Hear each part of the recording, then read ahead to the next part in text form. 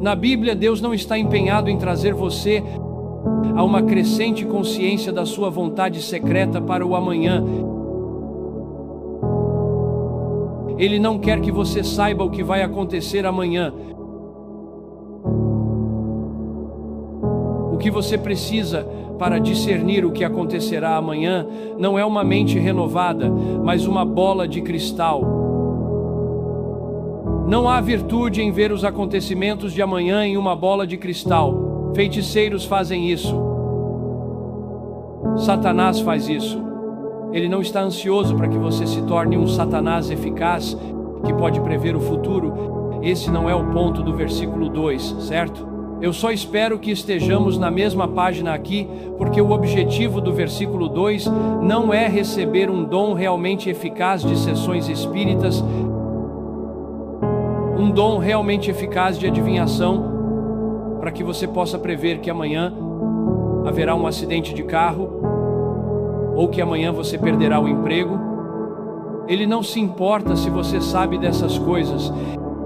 Isso não tem nada a ver com o quão bom você é, com o quão belo você é, ou com o quão renovada está a sua mente. Tudo o que você precisa é de uma bola de cristal e alguma ligação com o diabo para fazer isso. Ele quer que a sua mente seja renovada, não para conhecer a vontade soberana de Deus para o amanhã, mas a vontade moral de Deus, a vontade de mandamento de Deus. O que Deus quer que eu faça, o que Ele me ordena que eu faça. É isso que Ele está buscando. Agora, existem 3 estágios para o processo de discernimento: o desdobramento da vontade moral ou da vontade de mandamento de Deus. Quando você a discerne, ela vem em 3 estágios. Deixe-me apenas expô-los rapidamente para você, para que você veja como a sua obediência ao versículo 2 pode se parecer. Estágio número 1. A vontade de mandamento é revelada na Bíblia de forma decisiva, autoritativa.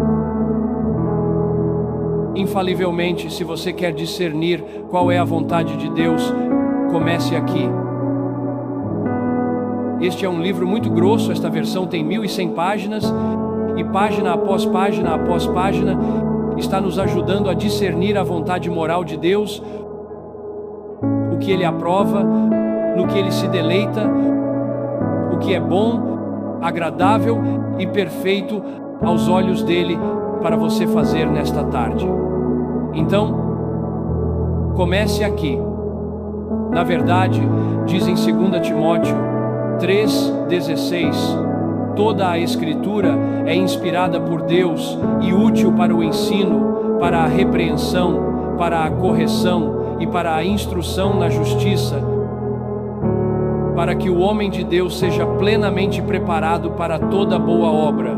Toda boa obra, sim, toda. Em outras palavras, não existe nenhuma boa obra para a qual você precise de outro livro além da Bíblia para conhecer ela. A Bíblia é suficiente para ajudá-lo a discernir toda boa obra. E é por isso que eu digo, é aqui, este é o lugar. Não sei o que foi aquilo, um pouco de neve caindo da minha Bíblia talvez. Então comece aqui e peça ao Senhor uma mente renovada, isto é, uma mente que, ao ler a Bíblia, consiga ver o que ela significa. Esse é o primeiro passo. Número 2. Há muitas coisas que você deve escolher e que não estão descritas na Bíblia como aquilo que você deve fazer. Ou, dizendo de forma mais clara, a Bíblia não é explícita. Você deve escolher muitas coisas nas quais a Bíblia não lhe dá instrução direta. A Bíblia não diz com quem você deve se casar, não diz qual carro você deve dirigir, não diz se deve possuir uma casa ou alugar, não diz para onde você deve viajar de férias, não diz qual plano de telefone comprar, não diz qual marca de suco de laranja beber e milhares de outras escolhas que você deve fazer. A Bíblia não é explícita sobre isso. Assim, o segundo estágio de discernimento da vontade de mandamento, da vontade moral de Deus, é que você pega a Bíblia, ora por uma mente renovada, e aprende a discernir como todas as coisas que estão reveladas aqui, quando aplicadas à sua juventude e à sua vida, produzem uma decisão piedosa. Compra de casa, compra de carro, pessoa para casar, emprego a ter, escola a frequentar, atividades de lazer a evitar ou a praticar. A maioria dessas decisões não está detalhada aqui. E é por isso que Romanos 12:2 diz: não vos conformeis com este mundo, com a forma como ele toma essas decisões, mas transformai-vos pela renovação da vossa mente, para que possais discernir qual é a boa, agradável e perfeita vontade de Deus. Como isso requer uma mente renovada, não é? Porque não é simples. Não existe um versículo que diga Ford, não Chevrolet, ou compre um carro elétrico. Alguns de vocês talvez até encontrem algo assim aqui.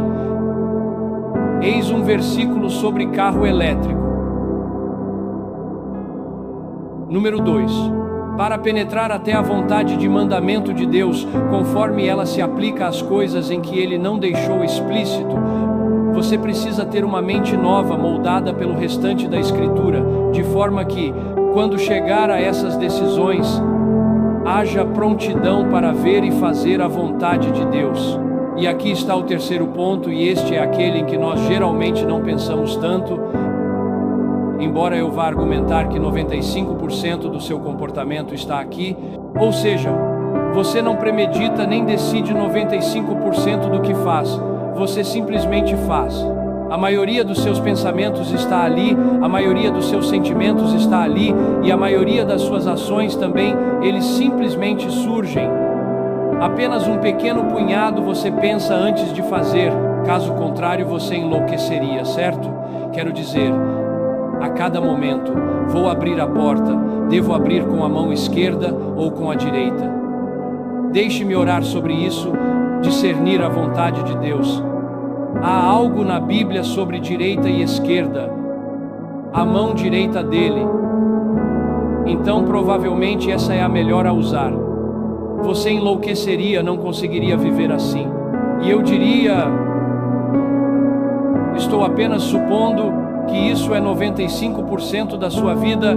Então nesta tarde você provavelmente vai tomar decisões sobre meia dúzia de coisas que fará. Assistir a um jogo, talvez tirar uma soneca. Você pensa nos prós e contras e faz. Mas o resto da sua vida, você fará centenas e centenas de ações entre agora e a hora de ir para a cama, e elas simplesmente vão fluir de você. Fluir de você, como Jesus disse, da abundância do coração, a boca fala.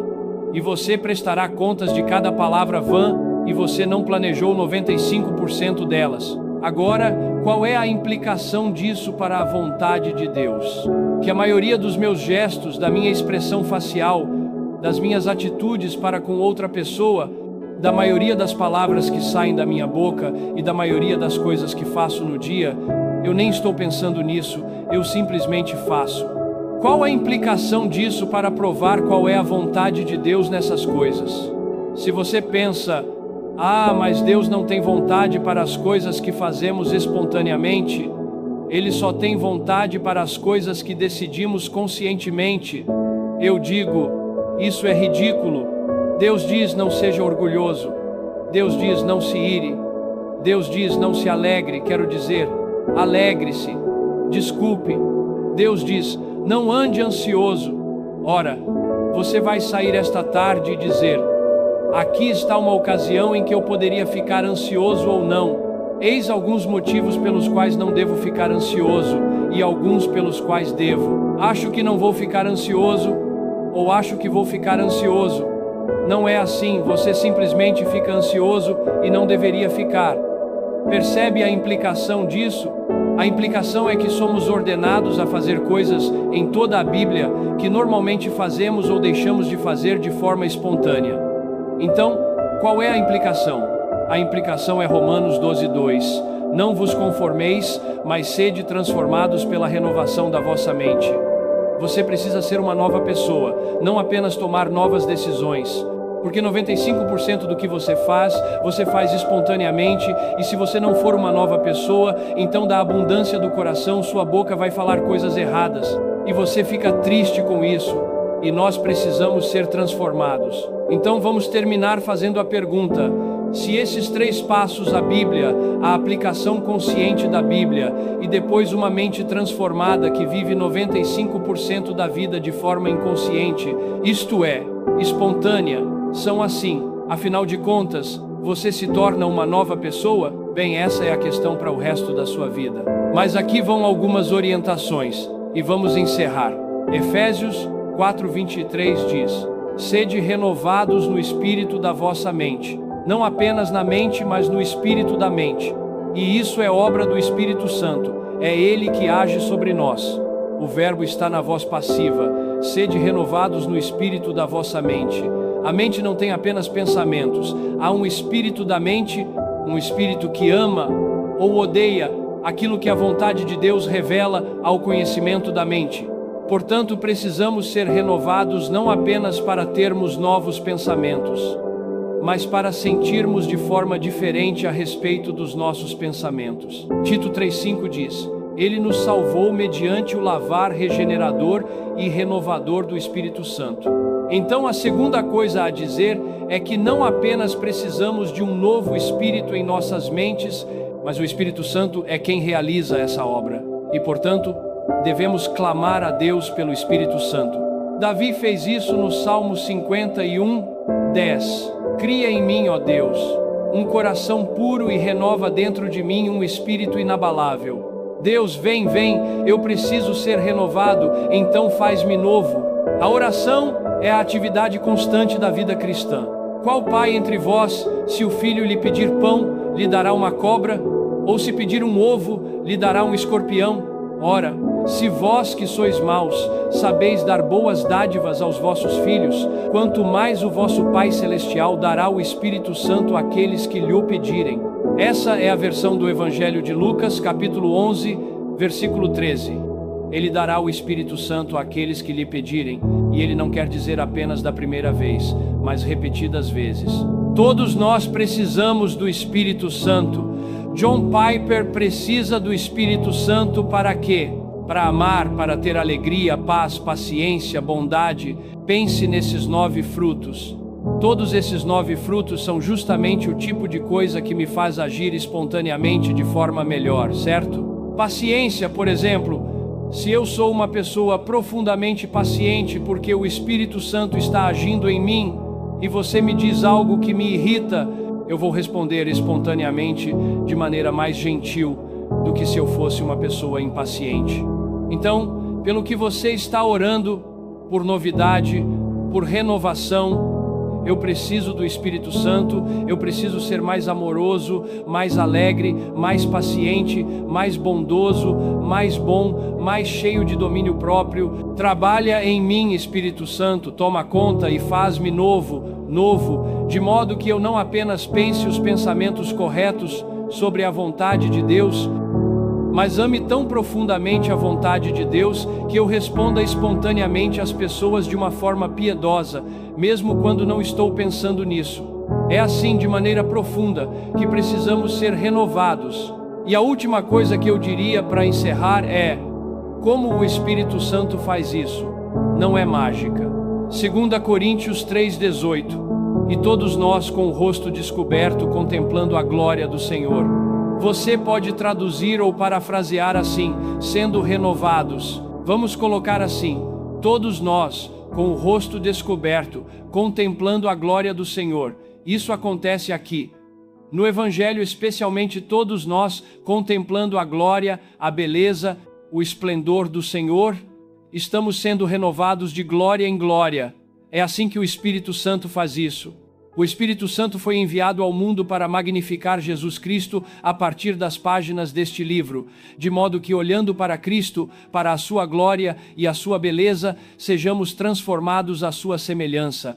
E assim, quando eu vou viver a minha tarde, há em mim uma prática mais natural, livre e espontânea da vontade de Deus.